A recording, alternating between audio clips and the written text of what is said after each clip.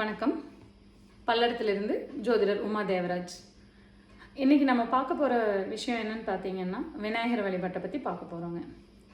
விநாயகர் வழிபாடுங்கிறது தொன்று தொட்டு நம்மளுக்கு இடையில இருந்து வரக்கூடிய ஒரு வழிபாடுங்க. நம்ம வீட்லேயும் பெரியவங்க நமக்கு சொல்லி கேட்டிருப்போம். எந்த ஒரு விஷயத்தை ஆரம்பிக்கிறதா இருந்தாலும் விநாயகரை கும்பிட்டுட்டு ஆரம்பிங்க, வினைகள் தீர்ப்பான் விநாயகன் அப்படின்னு சொல்லியிருப்பாங்க. நம்மளும் தெரிஞ்சோ தெரியாமலோ விநாயகரை வழிபட்டு தான் எல்லா விஷயங்களையும் தொடர்ந்துக்கிட்டு இருப்போங்க. அது ஏன் அப்படிங்கிற காரணங்கள் பெரும்பாலானோருக்கு தெரியறதில்லைங்க. அதை பற்றின விளக்கங்களை நம்ம பார்ப்போங்க. விநாயகர் அப்படிங்கிறவரை முழுமுதல் கடவுள்னு மட்டும்தான் நமக்கு தெரியுமே தவிர, ஏன் முழுமுதல் கடவுளாக கொண்டு வந்தோம் அப்படிங்கிற விஷயங்கள் நமக்கு தெரியாது. ஜோதிட ரீதியாக எந்த ஒரு விஷயத்துக்கும் தடையை ஏற்படுத்தக்கூடிய கிரகம் அப்படிங்கிறது கேதுன்னு சொல்லுவோங்க. அந்த கேதுவை அடக்கி ஆளக்கூடிய தன்மை விநாயகர் பெருமானுக்கு உண்டுங்க. அதனால தான் நம்ம விநாயகர் பெருமானை வழிபட்டு ஒரு சிதறு தேங்காய் போட்டு எந்த ஒரு விஷயத்தையும் ஆரம்பிக்கிறோம். அது தடை இல்லாமல் நடக்குது. நமக்கு கேது தடைக்கு மட்டும் காரணமானு கேட்டால் இல்லைங்க. ஞானக்காரகன் அப்படின்னு ஒரு பேர் அவருக்கு உண்டு. அந்த கேதுவோட ஞானம் விநாயகர்கிட்ட இருக்கிறது. நம்மளுக்கு ரெக்கார்டு வேணும் இல்லைங்களா? ரெக்கார்டு இருந்தால் தான் நம்ம எல்லாத்தையும் நம்புவோம். இது புராண கதைகளில் இருக்குங்க.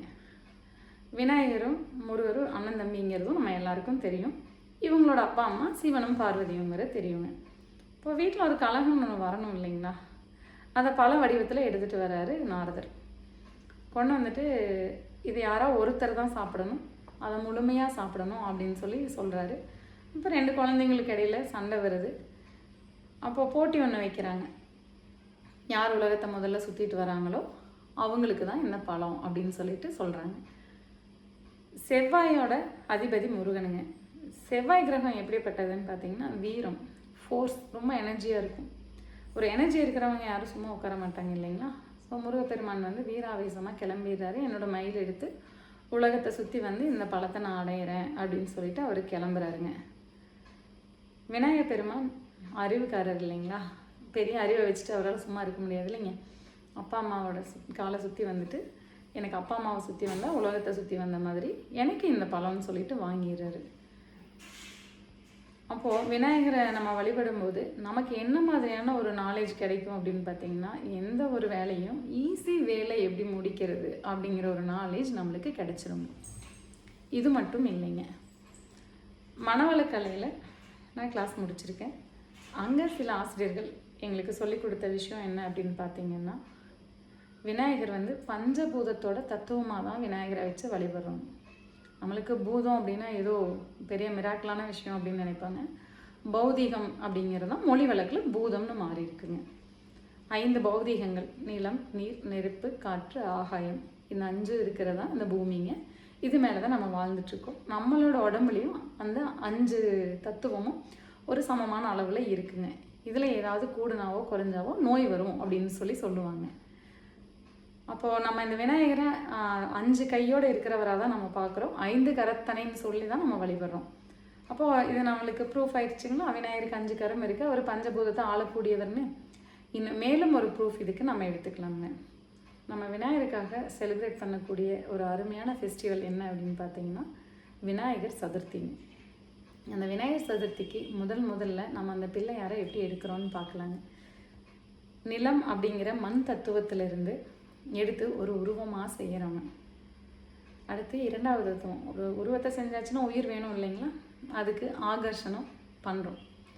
அதுக்கு ஒரு உயிர் வருதுங்க. உயிர் அப்படிங்கிறது தான் ஆகாய தத்துவம். ஒரு உயிரோட ஒரு விநாயகரை உட்கார வச்சாச்சு, நம்மளால் சும்மா இருக்க முடியாது இல்லைங்களா? காற்றுங்கிற ஒரு தத்துவங்க. அந்த காற்றுல தான் எந்த ஒளியும் பரவுங்க.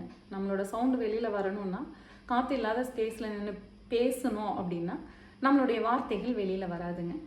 அப்போது மந்திர உச்சாரணங்கள் மூலமாக அவரை போற்றி புகழ்ந்து பாடுறோம். 3 பௌதிகம் வந்தாயிருச்சு. அடுத்து பாட்டு பாடுறதோடு நிறுத்த முடியுங்களா? அவருக்கு தீபாராதனை காமிக்கணும். தீபாராதனை காட்டுறோம், நெருப்பு தத்துவம் உள்ளே வந்துடுதுங்க. இதுக்கு அடுத்தது மீதி இருக்கிற ஒரே ஒரு தத்துவம் நீர் தத்துவம்.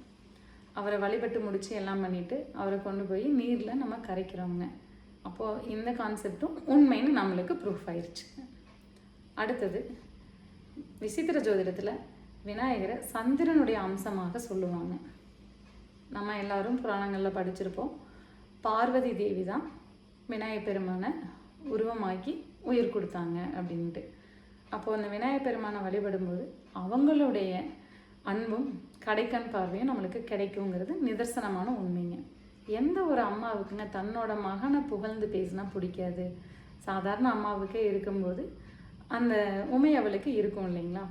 அப்போது விநாயகரை வழிபடும்போது தடைகள் நீங்கிறது மட்டும் இல்லாமல், ஞானம் கிடைக்கிறது மட்டும் இல்லாமல், பஞ்சபூதங்களுடைய அனுகிரகமும் அம்பாளுடைய அனுகிரகமும் நமக்கு முழுமையாக கிடைக்கும் அப்படிங்கிறது நிதர்சனமான உண்மைங்க.